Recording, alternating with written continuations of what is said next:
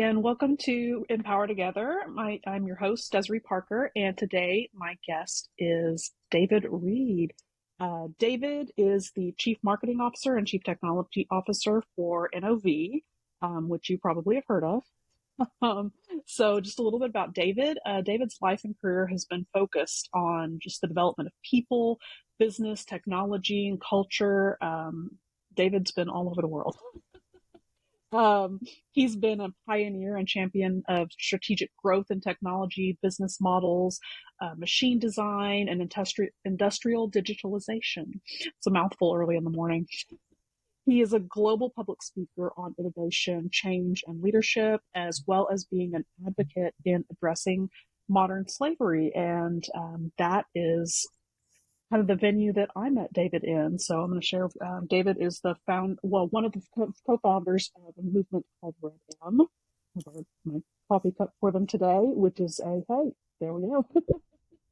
um, well, I'm going to let you explain it because you're going to be a lot better at it than I am. So welcome, David. Sorry, I've already run on too long. No problem.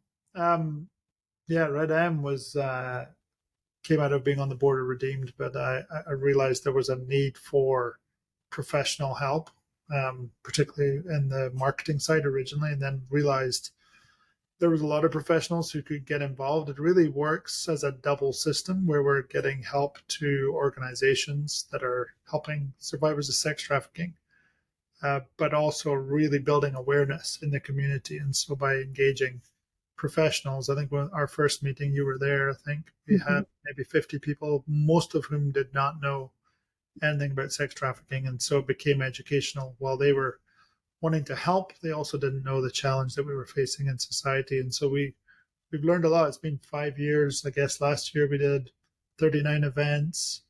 Wow. We are about 800 people have done work for RedM. We are in a few other cities around the US, and we're working on international, doing a film project right now. Yeah, a lot of different things. But the most fun one lately is we do events that are not called sex trafficking anything. They're just events that people come to, and then they learn, in the process. And so we've learned how to give people enough information so that they can consume it and understand it without becoming, giving up their whole lives to fight, modern slavery. We just give them enough to say, I'm against this and it's wrong, as well as educate. So we've been having fun with international nights. So we have a Spanish night, Scottish night. We've got Venezuelan and Brazilian coming up. Oh, I love that. I've been seeing those, and they look so cool. I'll be interested to watch out for the Brazilian one. Brazil is one of my favorite places. Well, they're fun. And then we just met with the Mexican consulate, so they want to do the same. And the goal of that is we're going to target the World Cup. Okay. So we'll need to be in all those cities where the World Cup's going to be, running different nationalities nights so that they can celebrate their culture, but also learn about sex trafficking relative to their country and this country. And so trafficking happens in a concentrated way when there's big events. Yes. With a lot of people. And so that the World Cup will be a target. And so that's an opportunity for us to work with various consulates and countries as they look at being here and then celebrating them, because in North America, we're full of all these different cultures. So it's kind of fun. Absolutely. Yeah, I love that.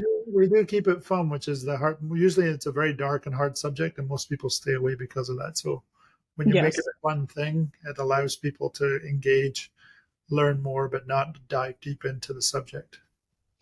And I think that's a big key is that, and like David said, I was at the initial part of RedM forming. I was the operations director for Redeemed Ministries at that time, and so fundraising was part of my job. And we had a marketing issue, and because nonprofits, of course, are spending their money on the care of the of the survivors, we're not devoting a lot of money to public relations and marketing and things like that. So David gathered all these people that were professionals in areas that we could never have afforded on a nonprofit budget. Web designers and artists and professional marketers, and just all these people that could help in a way that we could never pay for. Right. And it was amazing, and it brought so much awareness, and it changed I think, the style of events Mm. that we were doing, because you're right, a lot of people go to these events and they learn about human trafficking, but it's like this fire hose that just knocks them over, Mhm. and they leave feeling overwhelmed and I hate to say depressed, And about it. it's a scary subject, and Yes. those who work around it forget, that for your average person, they don't want. I mean, it's like some people like horror movies, but not Yes. everyone. Yes. Yes. So you're forcing this into. They're expecting to come to some kind of gala or thing that could be positive enough, and then they learn things that are like chill them, and they can't sleep that night, and Yes. don't want that feeling again. It's just a human thing, and if it doesn't threaten them somehow, they're like, oh, maybe I don't want to be around that. It's too much for me to What cope. 100%. And those of us who worked in it for all the time, we do, I hate to say, become a little bit desensitized, because our whole community discusses this stuff all the time. Mhm. But you're right, y'all. RedM came in, and I've been to others of your events. To the 12/11 gala in Mhm. February, which was amazing. But that it's possible to create these events that are fun and uplifting, Right. Even with and that one, enjoyable. we had them step back, and I asked them, how many galas did you go to growing up? None. Okay. Ex- Why are we doing a gala? Let's do an art evening. So we partnered with an artist group downtown and mhm. moved into a Forever 21, and we have this double level kind of art Yes, it was beautiful. experience. Yeah, and there's music and art, and it was just a fun evening. But it was a Hmm. dark subject, but you went away feeling hope and feeling excitement about making a difference. And that's really the idea. And we think of it as markets, so we try and find different markets to go into. So if it's Hmm. different, which is what I wanted there, I'm like, I want your community in this. I want the people the people you were around growing up, not Hmm. not people who are in the fight already. Although a lot of them came, um, Sure. but it's not the purpose. The purpose is to reach new people, to get them to imagine themselves being a part of the solution. Yeah. And that's one of the other things that I think, you've done such a great job with, is you've brought the oil and gas industry into this, Mm-hmm. which, if for those who don't know maybe a whole lot about trafficking, has not exactly been an ally of the trafficking industry in the past, but now has stepped up. It's been Really. good. I think we went into OTC, which is our biggest event of the year in Hmm. Houston, and probably one of the biggest trafficking magnets. And we managed to just put a letter out, which ChatGPT wrote. I was really happy to have ChatGPT that day. Love ChatGPT. I've had so much fun with it. And people were giving me English corrections. I'm like, that's fine. It's not me you're correcting. Um, but we put that out really quickly, and within a month, we had thousands of people from their companies got letters saying, "This is what trafficking is. This is what to watch out for." So, Hmm. very simple act, and we like those simple, easy to do acts rather than Yes. let's produce a lot of cash, which we do produce cash, and we pass it through. Our organization doesn't have offices or staff. It's 100% volunteer, so that the Yeah. cash can pass through. But it's really the awareness that matters, and simple acts that people can take. And so a letter that people could share. In fact, one of the oil companies, their CEO made it from herself and sent it out to everyone and said, "Here's," so everyone in their organization got it. We did it at NOV, others in Hmm. the industry did it, and That's very great. easy to do, but very high on reaching people and getting awareness out. It is. It's really effective. And I remember when RedM first started, we, just a couple of volunteers, myself and another employee of Redeemed, went to OTC with you. We had a table there where we're selling like survivor made goods and stuff like that. And I think it was the first time RedM had really been, that there had been like anti-trafficking stuff inside of Yeah, OTC. yeah. And I can only imagine how different, after it's probably been 5 years at least, since that happened. We, So, yeah, we had a booth there this year with mm, United Against Human Trafficking. RedM was with them. yeah. We also actually had a session. So we do leadership development as well. So Hmm. taking people on a journey of how to be a good leader. And at the end, of course, you have to learn about how to work on yourself, how to work on your community, on your direct circle, and then impact in the community and having legacy impact in what you do. And of course, that led to talking about, fighting trafficking because it's my personal story. Mhm. But we did that, and we actually had a whole session dedicated to that. So it was a 3-hour session that RedM kind of ran, which is a big deal. So we keep trying to do more and more. It's never enough. We also last year, the airport in Houston had said their signage wasn't working. They're like, we're ready to take it down because we've had Yeah. zero highlight people finding trafficking. I said, that's because you don't know what you're looking for. These videos you're doing aren't helping. Yeah. Let us do. I think at the time I said we'll bring in Truckers Against Trafficking. They have a truck they bring in that's a museum. They're wonderful. Yeah. And we said, right, let's do that. And we asked them. They said, oh, we're busy. The truck's busy during OTC. And we was like, oh no. So NOV actually stepped up and we built a replica museum targeting just airports. And That's so we awesome. told airport stories. And then we had a survivor speak, but one of the exhibits we made was a set of chairs that you normally sit in waiting for a plane. And the Hmm. middle chair we painted red, and we put a story of a 10-year-old who was trafficked through Houston through IH. And before we started, a lady asked me to take a picture of me behind the picture. I was like, okay, sure. And so afterwards, she goes, you know why I wanted the picture? And I went, no. She goes, I was a 10-year-old. And I was like, wow, okay. And she goes, I haven't really talked about it, but it is in the book that you took the quote from. And she said, didn't even know it was going to be here. But you want me to talk? I'm like, yeah. And so she talked. And since then, we've had 5 trafficking identifications at the airport, which is huge from zero. It is. And they That's amazing. started to realize, oh, we really did not know what we were looking for, and this Yeah. helped. Yeah. You know? And that's huge because I mean, I know Homeland Security put out posters and stuff like that that are posted everywhere in airports and all that kind of stuff. And that's great. But it's speaking to people like me Yeah. and you. Yeah, we see Um, it.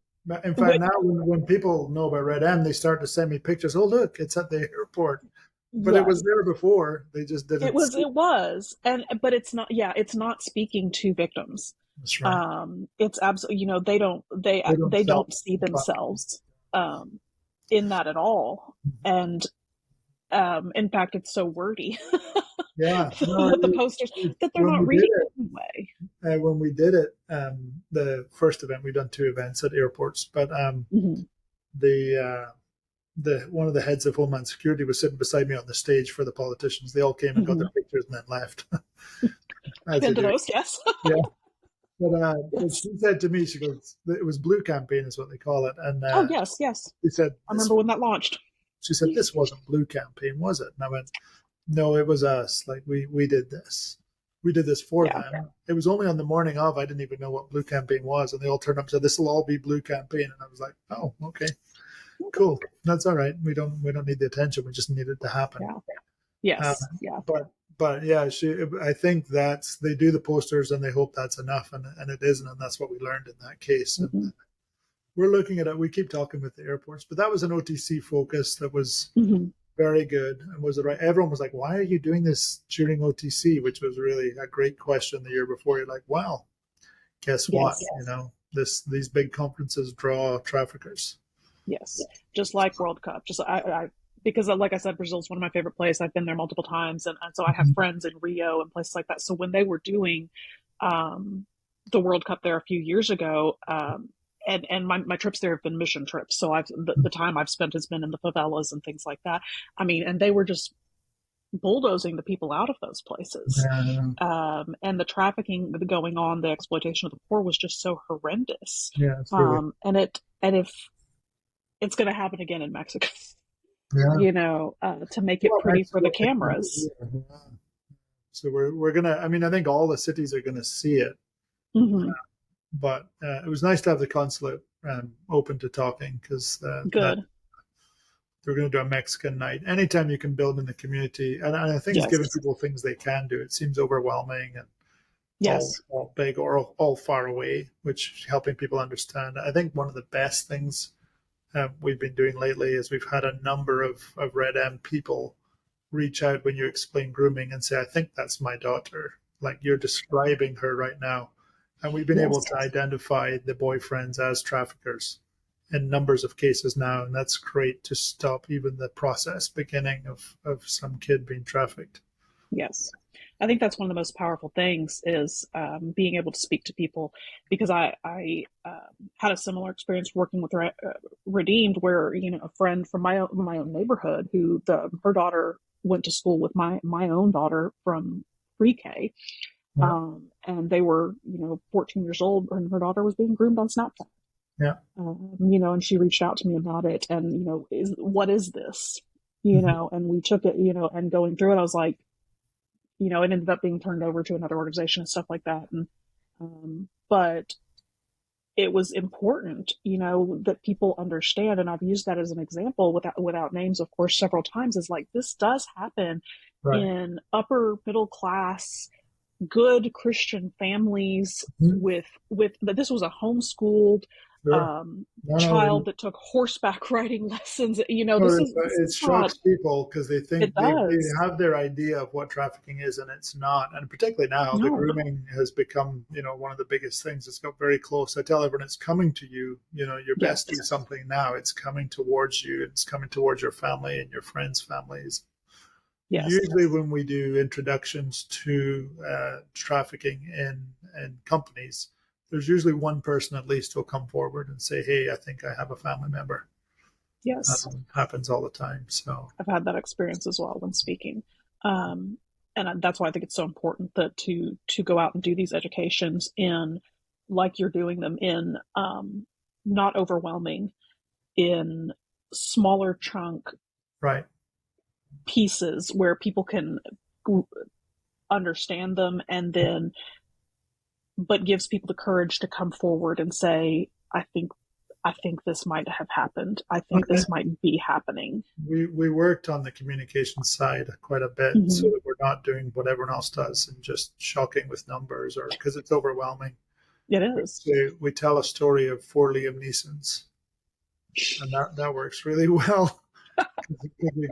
We go from Taken, which everyone thinks is the norm, which Oh is gosh, yes, why people think it doesn't relate to them. Just keep my kids out of Europe and make sure they know that yeah, stranger danger, watch out. And it's not that. It's a lot to yes, do with the cyber world more than it is to do with actually physically getting people taken. yeah, But so we walk them through that. We walk them through Qui-Gon Jinn, Liam Neeson, trying to develop yes. Anakin Skywalker who becomes Darth Vader and that misunderstanding of what's going on with your kid.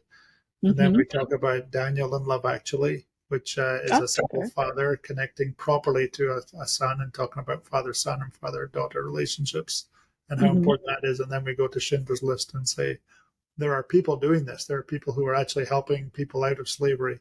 I don't need Yeah. you to be Schindler, but I do need you to support Schindler. So Yes, we do it as a like walking people, and it's relatable for people. I like that. I like that. That's a good approach and a good way to relate things people understand and have seen.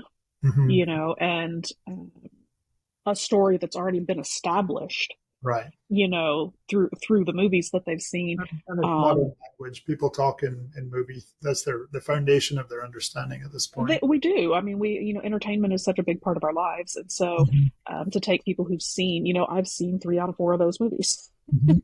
you know, so that's That's the way it and works. I'm a rarity because I haven't seen Love Actually, just because I'm not a romantic comedy person.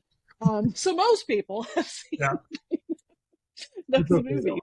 I mean, I think it's mostly instead of because what most organizations do is tell people they're wrong for thinking Taken is it.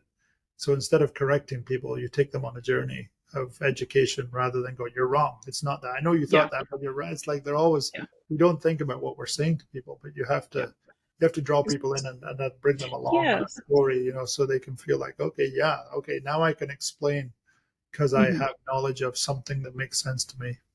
Yes. I think that's really good.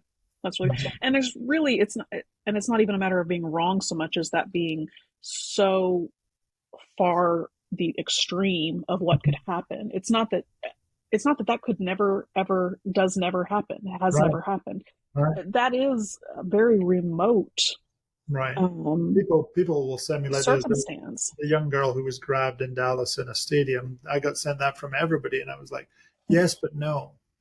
Yeah. Yes, but that's quite easy to protect from compared to what's really happening on the mass numbers. What you don't see. Yes. I mean, But my, it's a generation issue where we don't understand as parents digital and in ways that we're protecting the ways we know how because you grew up physically being protecting. protected, and suddenly you're having to deal with a format and medium that you really aren't comfortable with. Well, and it's not even, even the social media stuff where we try and educate, my kids are video game kids. Mm-hmm. They grew up with playing online games and stuff like that. And so I had to be, and this didn't even come along when I first got into the trafficking, anti-trafficking movement. And so I had to be vigilant once I figured out, like, okay, the games they're playing that Right. have chat options and things They're on like the that. street. They're literally They're, letting them play on the street, but there's no yes. danger on gaming systems. No, and now that my kids are adults, they can tell me that like they absolutely saw these people, these Mm-hmm. these predators, in the chats on Roblox and on Sure. Minecraft and on these things like that, and they didn't engage with them, thank God, Yeah. but they know they're there and they're still there, Right. and a lot of kids don't maybe know better, and their parents don't know what to look for. So even it's you think they're playing a game, and now we want to make sure that we're being vigilant about that too. We're wired to think they're in my house, they're safe. Yeah, And but it's you're right, it is generational disconnect. yeah, yeah, yeah. I mean, I'm pretty tuned in, but you know, that's not normal. I have to remember that because my kids are both social media entertainers, so it's like we were dealing with it, but we set our own rules early enough. But Yes, the risks yes, are high. they are no matter what.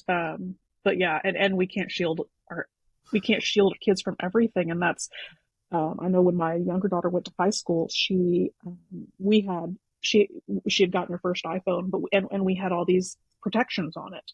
Mm-hmm. Well, I ended up having to remove a bunch of them because she had to be able to access certain things Yeah, for school. She had to be able to access Google Classroom and all these things. So I ended up having to take off yeah. a bunch of the parameters that I'd put on her phone anyway because It's she had to have them for school. I think a lot of people think just denying them access to something that all the other kids have access to is the answer. Mm-mm. But they're going to find ways around that system. Whatever you Yes, restrict them, they'll find ways if they want to. So it's really having that connection and relationship with your kid, and yeah, that's the harder work in modern society. Is people like to have devices that can babysit, but at the end of the day, it's the work of parenting that is necessary to really build the bond, and and that's the so biggest hard. deterrent because we they're looking for weak links in the chain with your kids, and Yes, absolutely. a relational break with parents is why they like young teenagers. It's a good target for them.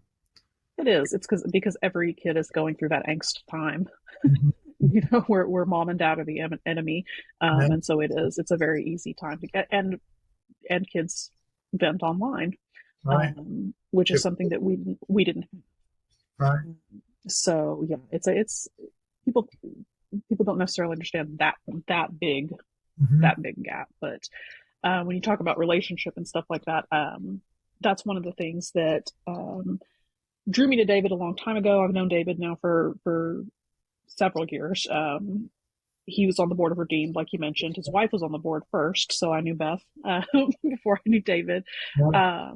And they're very much about relationship. David is all about building relationship and the hospitality that he shows, and he and his wife both in opening their home to people. We went there for RedM many times Mm-hmm. to have dinner, to socialize, to have meetings, to they've opened their home for working nights, things like that. So you really believe in the importance of relationship.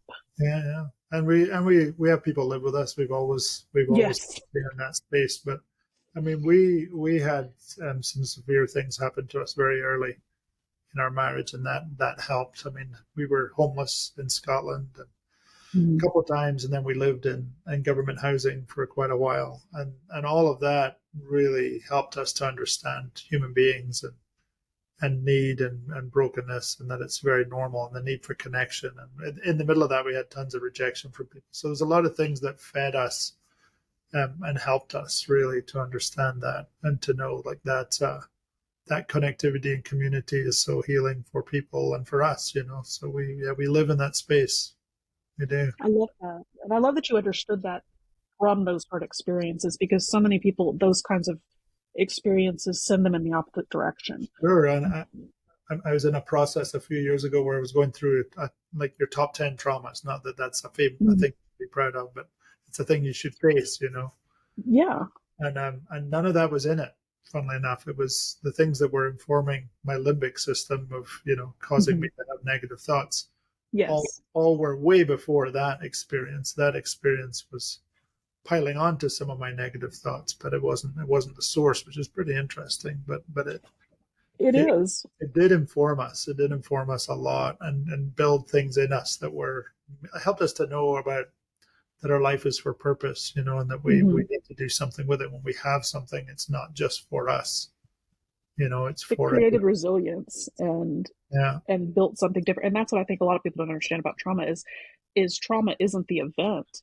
It's right, how you process the event. right, And so what could have been perceived as a trauma by you, that those experiences, you processed them into something different right. and created resiliency out of it. And that's not to say somebody who experiences a trauma is somehow weaker or anything like that. That's No, not it. We process things differently, but you processed it into something that was meaningful and made you understand how important relationship and connection is yeah. Over time, certainly over time. at the time, it was I was dealing with all sorts of depression and other things going on, but I'm a normal Yes, human being. I'm not of course. a superhuman, but Of but course. but actually doing the work is the hard part of going It finding is. out, what needs to change, or so what, getting caught Mm-hmm. in cycles is the challenge for everybody. Yes. Is we all have things that make us not able to move forward. So Oh, we absolutely. I think for a decade we couldn't even talk about it without Mm-hmm. arguing, for sure. It was so painful. Yes. So I think you go through those things, but yeah, you're right. And in time, doing the work, nobody wants to do the hard work.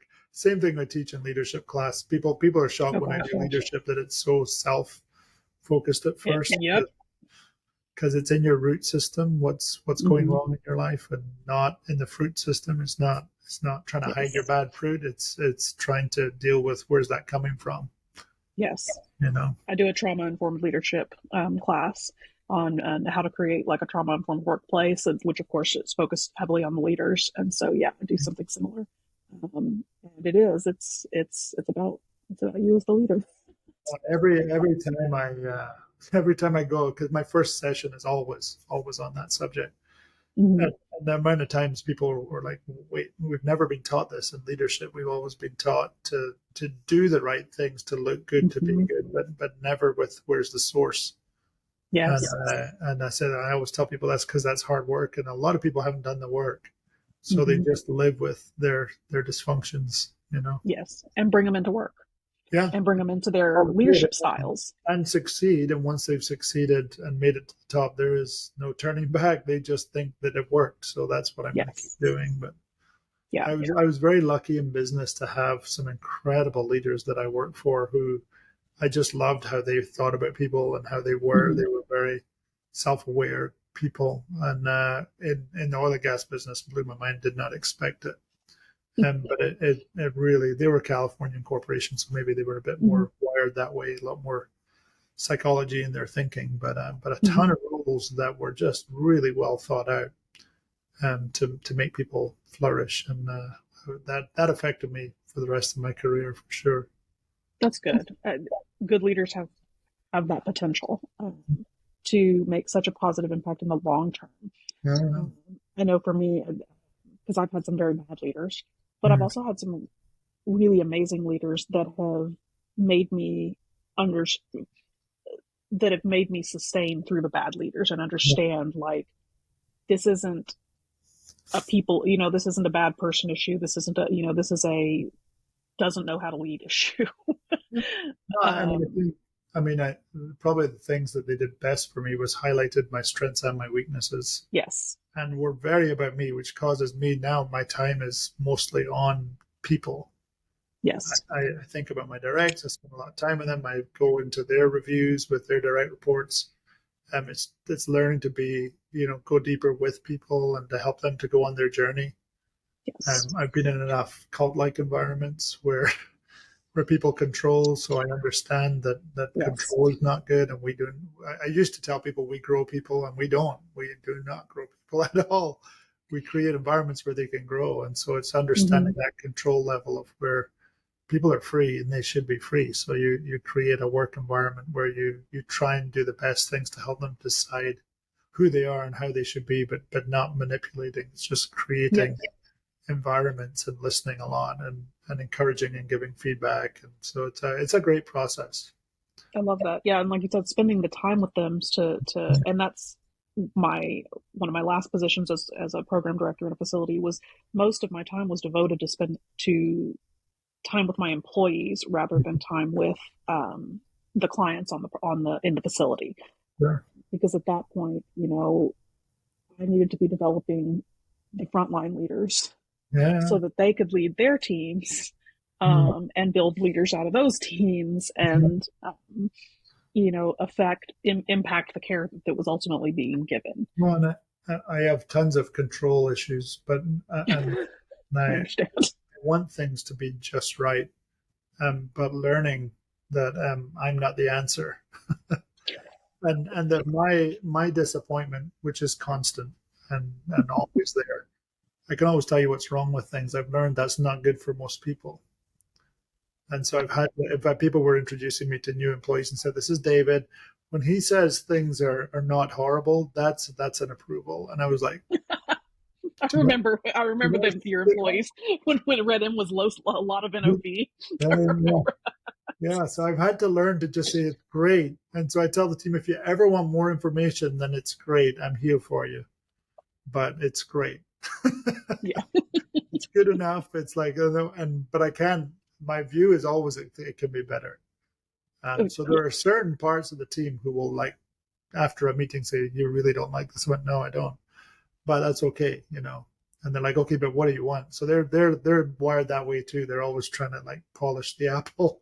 Of You know. course, But which is great. It's a good quality, but it could also be a paralyzing quality it sometimes. can, and releasing them. So I have a filmmaker who, like everything he makes, he immediately hates. And so his boss asked me, "How do we deal with this talent?" I said, "Well, I'll do a review with you." We sat down, and I'm like, "This is what's wrong with this film. This is what could be Mhm. better." And he was like, "Yes." I said, "But it is better than anything the industry's ever seen. So we're releasing it, and we're going to take those thoughts to the next project." And he was like, "Okay, we got That's it." awesome. But ultimately hates everything that he does. That's hard. That's hard with It's artists. okay. When I paint, I'm the same. I look at things, I can tell you everything that's wrong with it. But Yeah. people say nice things, so you're like, okay, I guess it's all right. Your paintings are nice. So yeah, I understand. But yeah, we're our own worst critics most of the time. So Yeah, yeah, I understand that. yeah. But tell us how we can get involved. Tell our listeners, how we can get involved, how we can reach you if we want to find out more information about something or get involved with RedM, all that good stuff. RedM's easy. If you want to just see if you can volunteer, you go to our website, which is joinredm.com, Hmm. and you can fill out data, and we'll plug you in. We do events. We're always putting up different events. I think there's a volunteer one coming this week that we're filming, I believe, at a Hilton. But Okay. we do regular volunteer engagements where you can meet the Okay. people running the events that are coming and sign up. Okay. For if you're too busy, it's pretty simple. You can get a cup. We can either send you a cup, and we post on Mondays #Red Monday, Yes. and people take pictures of their cups in all sorts of creative ways. It's kind of a competition, but there's no prizes. I'm feeling like there should be prizes. Particularly some of the international people, you're like, oh my goodness, that's so Yeah. cool. Like, all right, well, that's way better than my table. Exactly. So, but doing it is important. The reason it works is RedM doesn't say anything about trafficking, and so when you're viewing through, people don't when they see trafficking, they usually will swipe fast because it's scary. So you doing it as a professional, putting it out there, and just saying a little bit, making sure there's a hashtag Red Monday. The rest doesn't really matter. Whatever you want to say about caring about helping survivors, and maybe a link to our page. And liking Mm-hmm. on LinkedIn is really important. Most of our social media is RedM the Movement. So if Okay. you put I'll that put into all that in the any, notes of the podcast so people can yeah, find it. but you can find us there. Follow us. I think LinkedIn is the most important because our numbers are pretty high. And the Mm-hmm. more we get, the more we can influence people. But the more people are doing that, the more it pushes onto other pages. So these are Yes. all more social media things. So if you can at least look at having a cup, and you can reach out to me. I'm very findable on LinkedIn. So David Reid, NOV, you should be able to find me. I usually engage with everybody more than email, funnily enough. Um, and then we're on social channels. So yeah, so Awesome. that's probably the best ways. That's awesome. Okay. So yeah, so and y'all do not just marketing now at this point. I mean, RedM is doing any all kinds of professional help. Whatever your profession is, I think there's four ways to engage. One is to do the social media stuff and just be out there and be visible.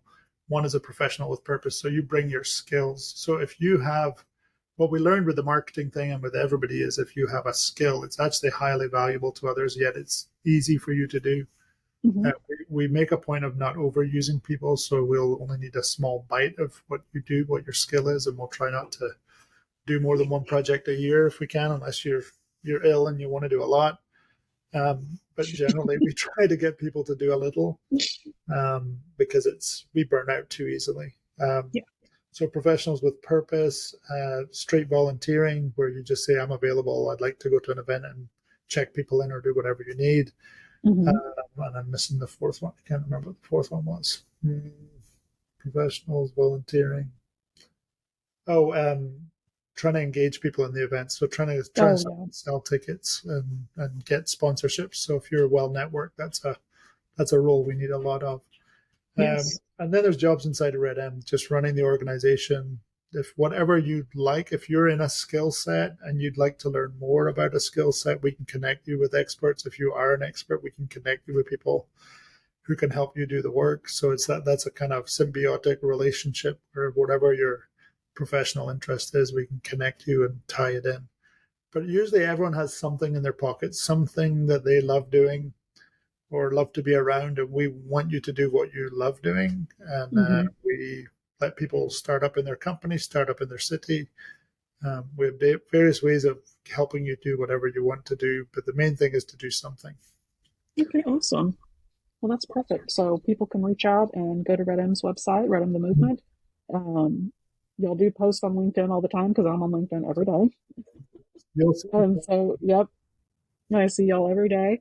And yeah, and so thank you so much, David, for being here and talking about everything that you're doing, all of the great work that RedM is doing, and just everything that is going to be coming forward. You know, the culture nights, the events, the going into international, cities and having new RedM movements in other places. I think that's so exciting. Yeah. From where we started, meeting in the back Yeah, room of a we have coffee house.